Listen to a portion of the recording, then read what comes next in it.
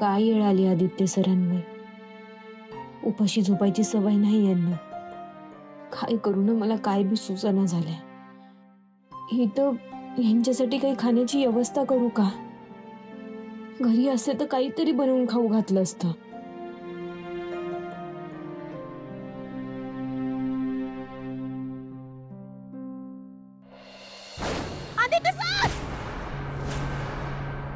परत जर का माझ्या बायकोला हात लावलास ना, हात तोडून टाके. ए मला हौस नाही हे करायची.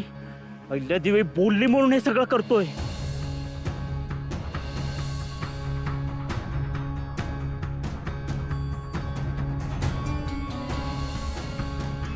आई राज उद उद लय अडचण येतील तुम्हाला, पण तुम्ही एकमेकांची साथ कधी सोडू नका. तुमचा एकमेकावर असलेला विश्वास कधी कमी पडून देऊ नका.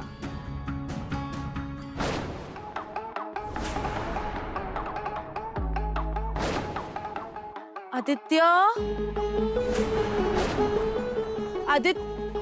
अरे बापरे, बिचारा काही न खाता पिता असंच झोपून गेला. आदित्य, असं उपाशी झोपलास तू? मला माहिती होतं तुला खूप भूक लागली असेल म्हणून. हे बघ, तुझ्यासाठी घरचं जेवण आणलंय. तुला आवडतं ना? यात चपाती, भाजी, वरण, भात सगळं. हे घे, थोडंसं खाऊन घे, तुला बरं वाटेल. छान घरचं जेवण आहे. मी तर म्हणते पोटभरच खाऊन घे आता.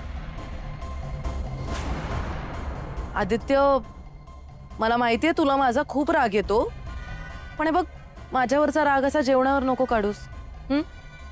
प्लीज खाऊन घे, तुला बरं वाटेल. हे घे.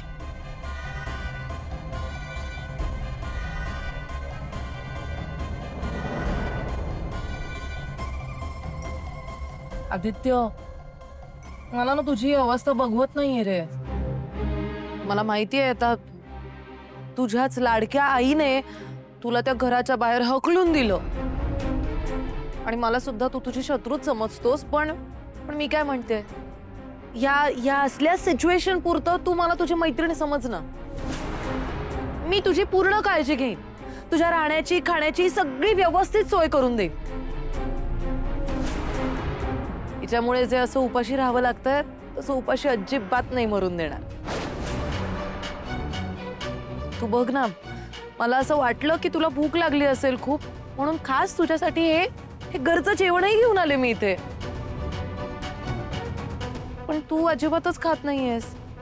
आदित्य, हे बघ, मला माहितीये तू भुकेने व्याकुळ झाला असशील, त्यामुळे सांगते थोडं खाऊन घे.